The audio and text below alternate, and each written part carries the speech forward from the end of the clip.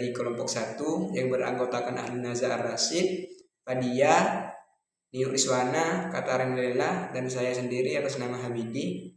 Kami akan menjelaskan tentang model-model pembelajaran di SD.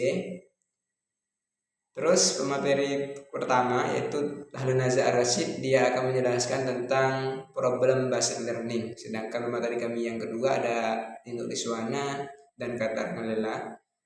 Mereka akan menjelaskan tentang model pembelajaran project based learning. Sedangkan materi kami yang terakhir ada saudari Ninuswa, saudari Dia. Ia akan menjelaskan tentang model pembelajaran inquiry. Baiklah, biar tidak banyak menyita banyak waktu, kami setar pada materi kami yang pertama yaitu Ahli Naza Ar-Rasyid, yang mana ia akan menjelaskan tentang problem based learning. Kepadanya waktu dan tempat kami persilahkan. Pemateri pertama, Alun Naza Ar-Rasyid, yang akan membahas problem based learning. Berikut adalah sintak pembelajaran problem based learning atau PBL. Jadi problem based learning adalah pembelajaran yang berdasarkan masalah. Jadi yang kami ambil ini ada kelas 4 SD, mata pelajaran matematika. Ini subbabnya itu mengidentifikasikan jenis bangun datar. Jadi urutan sintaknya itu ada 5. Yang pertama itu orientasi, pengorganisasian, membimbing, pengembangan, dan pengimajinasian karya. Lalu yang terakhir adalah analisis dan evaluasi. Untuk kegiatan pertama itu adalah orientasi. Jadi orientasi ini guru menyapa peserta didik dengan salam, dilanjutkan dengan mendata presensi siswa. Lalu menyampaikan secara singkat materi yang akan dipelajari. Lalu guru menyuruh siswa untuk mengamati bangun datar yang ada di kelas dan menyebutkan bangun datar apa saja yang ada di dalam kelas tersebut. Lalu kegiatan kedua itu adalah pengorganisasian. Di sini guru itu membagi siswa dalam beberapa kelompok, bisa saja dengan menghitung dari 1 sampai 5 atau dibagikan secara acak oleh guru. Lalu guru itu membagikan lembar kerja kepada siswa, yaitu LKS, lembar kerja siswa. Setelah itu siswa mengklarifikasikan bangun datar dengan cara menempel atau mencocokkan gambar dengan soal yang ada di LKS. Lalu kegiatan ketiga itu adalah membimbing. Jadi di sini guru itu memberikan kebebasan pada peserta didik untuk memulai diskusi bersama kelompoknya masing-masing.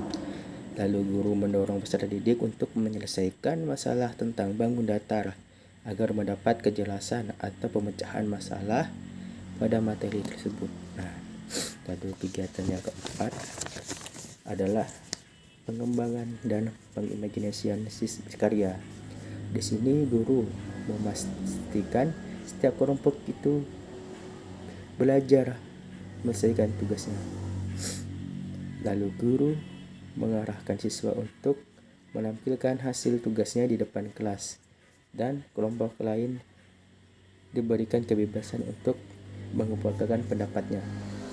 Jadi siswa ini diberikan kesempatan oleh guru untuk maju ke depan kelasnya dan menyampaikan hasil dari lembar kerja siswa tersebut, dan siswa lain itu boleh memberikan pendapatnya atau anggapan apakah lembar kerja mereka itu benar atau tidak.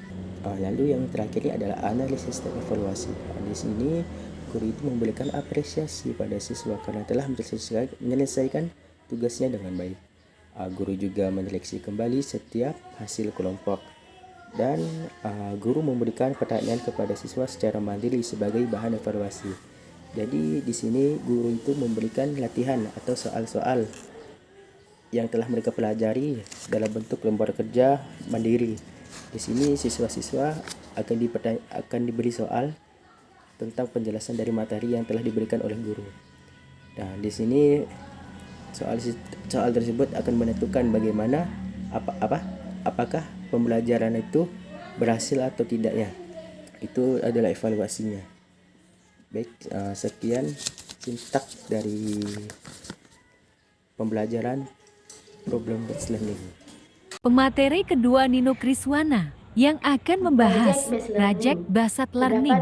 6 Kepadanya langkah-langkah dipersilakan. pembelajaran berbasis proyek atau project-based learning. Yang pertama yaitu penentuan proyek. Yang kedua, perencanaan langkah-langkah penyelesaian proyek. Yang ketiga, penyusunan jadwal pelaksanaan proyek. Yang keempat, penyelesaian proyek dengan fasilitas dan monitoring guru. Yang kelima, penyusunan laporan dan presentasi atau publikasi hasil proyek. Dan yang terakhir atau yang keenam yaitu evaluasi proses dan hasil proyek.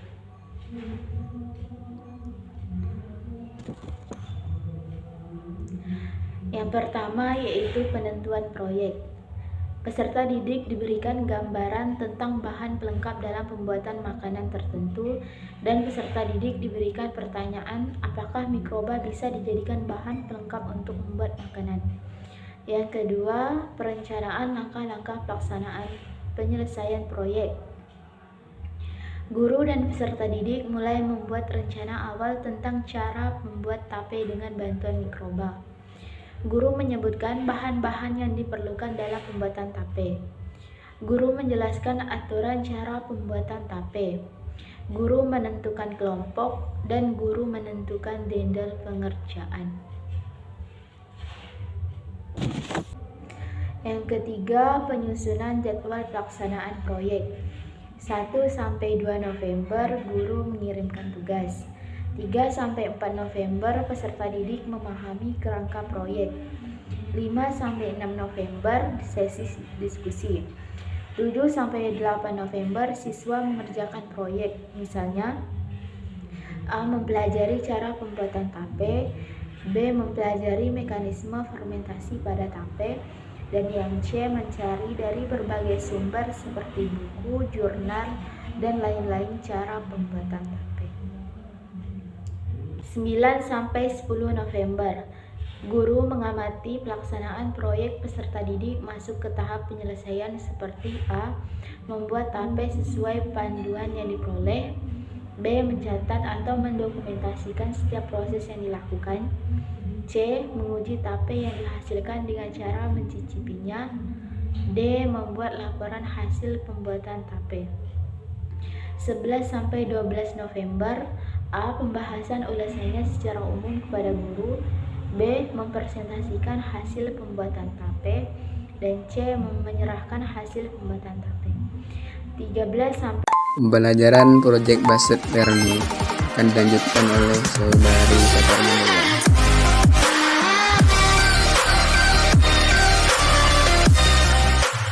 Saya di sini akan melanjutkan penjelasan dari Nini Ruswana tentang Project Based Learning. Saya akan menjelaskan poin nomor 4 sampai nomor 6. Nomor 4 yaitu adalah penyelesaian proyek dengan validator dan monitoring guru. Di mana peserta didik mengimplementasikan perencanaan dan jadwal yang telah direncanakan sebelumnya. Dan selanjutnya itu peserta didik mengumpulkan informasi dari berbagai fasilitas yang ada, baik itu membaca, observasi maupun seperti wawancara. Dan poin nomor 5-nya adalah penyusunan laporan presentasi, yaitu di mana siswa mempublikasikan proyek masing-masing sesuai dengan hasil yang didapatkan dalam bentuk laporan hasil percobaan. Kemudian peserta didik mempresentasikan laporan hasil percobaan di depan kelompok lain. Dan nomor 6-nya itu adalah evaluasi proses dan hasil proyek, di mana peserta didik diberikan kesempatan untuk mengutarakan pendapat terkait hasil kelompok lain. Dan guru memberikan referensi terhadap proyek yang telah dihasilkan tiap kelompok. Terima kasih. Pemateri yang ketiga, Saudari Fadia Olia, yang akan membahas model pembelajaran inquiry. Model pembelajaran selanjutnya adalah model pembelajaran inquiry. Model ini merupakan salah satu model pembelajaran yang cukup terkenal dalam proses pembelajaran. Model ini bertujuan mendorong peserta didik untuk mencari informasi secara mandiri melalui penyelidikan tertentu untuk mendapatkan suatu kesimpulan atau hasil di akhir. Menurut Muhyiddin Syah, ada 6 langkah dalam model pembelajaran ini. Berikut ini kami sajikan langkah-langkah pembelajaran inquiry pada materi IPA kelas 5 Sekolah Dasar dengan sub pembahasan mengenai pengantar listrik, isolator, dan konduktor. Langkah pertama yaitu orientasi, disebut juga langkah stimulasi atau pemberian rangsangan. Pada tahap ini, guru menyampaikan persepsi dengan mengajak siswa untuk mencermati objek sekitar. Misalnya, pada materi ini setrika. Guru menyampaikan semua jenis setrika itu terdiri dari logam. Akan tetapi, coba lihat ganggang setrika. Bagian tersebut terbuat dari plastik. Nah, hal tersebut dinamakan dengan memberi rangsangan. Tujuannya adalah untuk menimbulkan pertanyaan pada peserta didik. Pada tahap ini, guru akan menyampaikan permasalahan yang akan dibahas berupa pernyataan. 1. Mengapa kejadian tersebut bisa terjadi? 2. Apa saja benda yang dapat mengantarkan listrik dengan baik? Dan 3. Benda apa saja yang tidak dapat mengantarkan listrik dengan baik? Tahap yang kedua itu problem statement atau identifikasi masalah. Pada tahap ini, guru memberikan kesempatan kepada peserta didik untuk menyampaikan hipotesisnya atau dugaan sementara. Selanjutnya, guru mempersilahkan peserta didik untuk menyampaikan dugaan sementara dari permasalahan yang telah guru sampaikan pada tahap sebelumnya, di tahap pertama. Tahap ketiga itu adalah data collection atau pengumpulan data. Pada tahap ini, peserta didik diarahkan untuk mencari jawaban dari pertanyaan yang bersumber dari buku, video, dan sumber-sumber relevan lainnya. Langkah keempat adalah data processing atau pengolahan data. Dalam tahap ini, peserta didik melakukan percobaan sederhana menggunakan alat yang disediakan oleh guru untuk mengetahui bahan atau benda yang dapat atau tidak dapat mengantarkan listrik. Misalnya dalam materi ini, guru menggunakan garpu dan kayu, lalu dipanaskan di atas api. Siswa akan melihat bahan mana yang dapat mengantarkan listrik atau panas dengan baik dan yang mana tidak. Kemudian dari percobaan tersebut, peserta didik mengolah data yang telah ia peroleh pada tahap data processing, apakah sesuai dengan hasil percobaan tersebut atau tidak. Selanjutnya tahap kelima, verification atau pembuktian. Guru dan siswa memperhatikan kebenaran hasil pengolahan data pada tahap sebelumnya. Peserta didik memperhatikan benar atau salah hipotesis yang telah diutarakan sebelumnya pada tahap problem statement.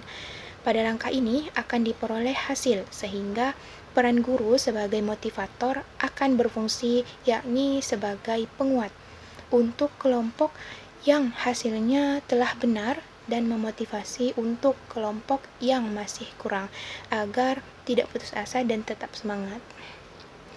Yang terakhir adalah generalisasi atau penarikan kesimpulan. Pada tahap ini, guru dan peserta didik merefleksi kembali pembelajaran yang telah dilaksanakan dan menyimpulkan bersama hasil yang diperoleh. Kesimpulan dari ketiga, model Baiklah pembelajaran. kawan-kawan, itulah tadi pemaparan materi dari rekan-rekan kami mengenai model pembelajaran. Saya di sini ingin menyimpulkan ketiga model pembelajaran yang telah dipaparkan oleh rekan-rekan kami. Yang pertama adalah model pembelajaran based learning, problem based learning, yang mana model pembelajaran ini merupakan pembelajaran yang berpusat pada siswa, yang mana dalam pembelajaran ini siswa dituntut untuk bisa atau peka atau terampil dalam memecahkan suatu masalah yang ada di lingkungan. Terus yang kedua ada model pembelajaran project based learning, yang mana pembelajaran ini melibatkan media suatu proyek dalam proses pembelajarannya. Contoh, seorang peserta didik dituntut untuk bisa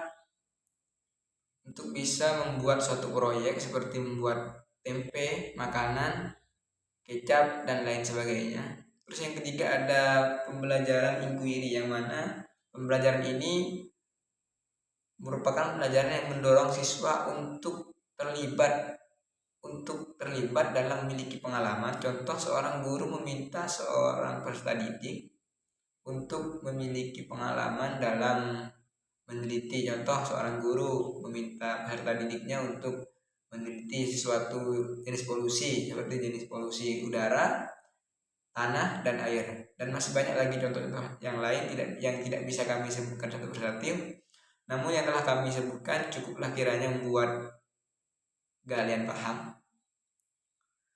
Sekian dari kelompok kami. Jika ada perkataan kami yang kurang berkenan, yang disengaja ataupun yang tidak kami sengaja, kami mohon maaf. Selanjutnya, terima kasih kepada dosen pengampu mata kuliah ini, yaitu Bu Desi Setiawati Imbende, yang telah memberikan kami waktu untuk menjelaskan atau mempresentasikan hasil kerja kelompok kami. Sekian dari kami, wabillahi taufiq wal hidayah. Wassalamualaikum warahmatullahi wabarakatuh.